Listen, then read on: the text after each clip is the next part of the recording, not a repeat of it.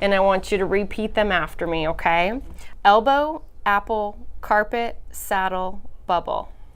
Elbow, Apple, carpet, Chevy. Did you say Chevy? My name is David Schechter. I'm a veteran reporter, and now I work for you.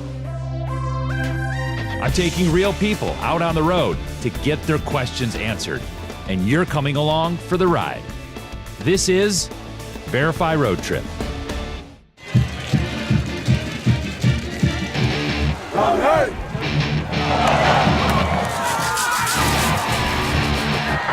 Football is an American classic that's in crisis.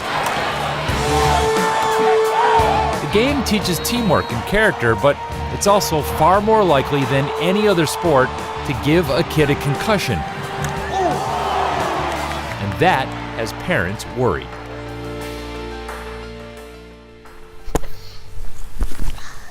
Nice. That was a good one. Jacelyn Myers is 9. How do you ask her? What do you say? Can I play football? And she says, maybe. Yes. He asks his mom almost every day if he can play football, but Pamela Jones is on the fence. 0 to 10, she admits she doesn't know a lot about concussions. I'm probably about a 1 or a 2. 1 or a 2. So let's see if we can change that for you. For Jason's sake, I hope so. Pamela says she's got an open mind and she wants to verify this. Should my kid play football? So let's start this trip out with a basic. The brain is jiggly like a jello mold. A hit to the head or even the body can bang and stretch the brain. That trauma can actually cause changes in the brain, leaving it susceptible to more stress and more injury. Pamela and I are feeling a hit at DeSoto High School in suburban Dallas. It's one of the top football programs in America, and Todd Peterman's the head coach. At the age of 9, do you think I should let him play football? In my opinion, I think you should allow him to play flag football. Did a football coach just say no tackle football? Yeah, he did. The coach has his own young son. Well, the question is, does my 10-year-old play tackle football at the age of 10? That answer is no. You know, there's not trainers around. There's nobody trained to handle concussions that know what it looks like. It's the athletic trainer who identifies and treats a concussion. The National Association of Athletic Trainers says one should be present at all games without exception. But in Texas, where football is king, schools are not required to have one. Sure looks like we're spending a lot of money on helmets and computers and balls, and we have 5 sets of uniforms, right? That's Where's a lot the of trainer? money. But where is the one who's looking out for my kid? Before the season, players take baseline tests for memory and balance. If I'm so terrible at this, how would you know that I had a concussion? Well, I'd be we even compare. worse at it? We compare. Oh, absolutely. Before and after. Okay, so let's get back to Pamela's question. Should I let my son play football?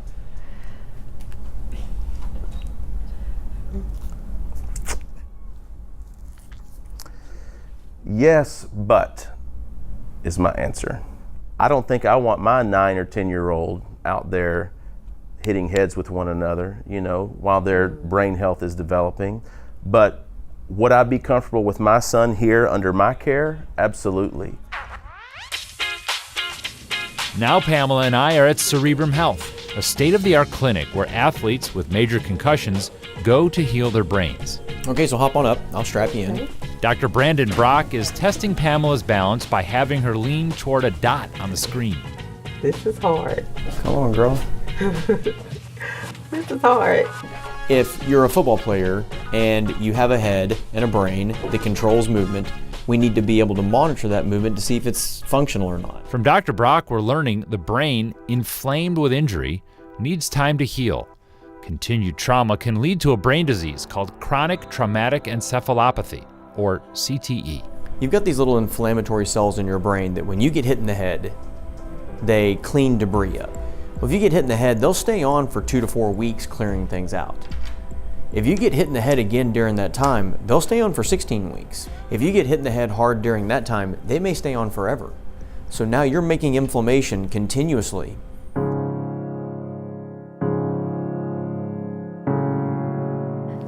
We put a warning label on cigarettes.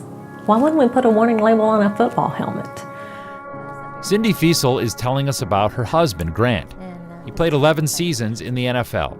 In retirement, Cindy says their life became almost unbearable. He was an alcoholic, impulsive, and depressed. His speech became stuttery at one point, and he would just say the same thing over and over again. After Grant died at age 52, Cindy finally learned what caused those changes to his personality. An autopsy proved he had CTE, something that's even been found in the brains of a select number of high school players. I mean, I know it's a money-making deal. I know I live in Texas. I know a lot of coaches don't want to hear what I have to say. Maybe some people don't even think it's real. I don't know that some people have even heard of CTE. I would just have to say to those people, if you think that I'm making this up, you still have your son, or you still have your husband. Okay. I'm sorry. No, I'm sorry. Look, I told you I was a crybaby, but I Me too. Me too. Do you think I should let my son play football? Please don't. Please don't. How are you feeling about that? It just really made my heart go out to her and just made me kind of realize that I wouldn't want that for my son.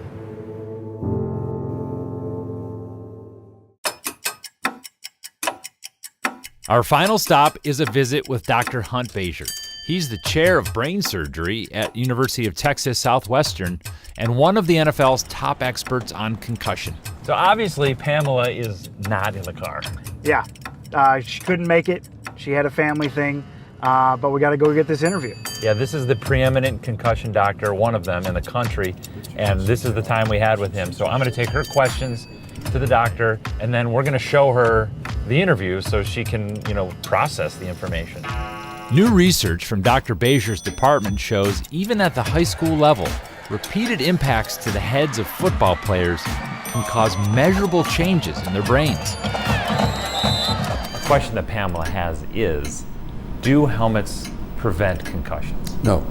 They protect against the more violent injuries, but they may magnify the mild ones.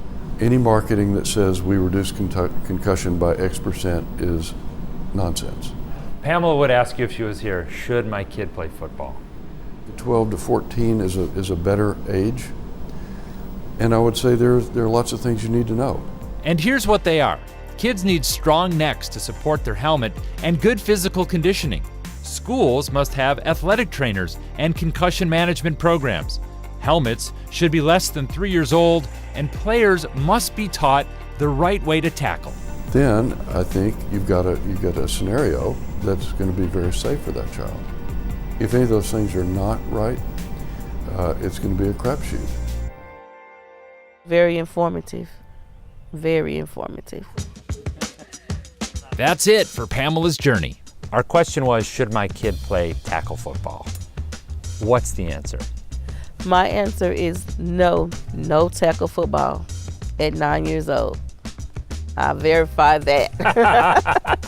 But she's not against football altogether. On the one hand, Cindy made a big impact on her, but so did the doctor's advice. So she's decided she would let him play if he's older, stronger, and the program is safe. What age? I would say about 14, maybe. So Jacelyn, you might get to play tackle yet, but don't take my word for it. Take hers.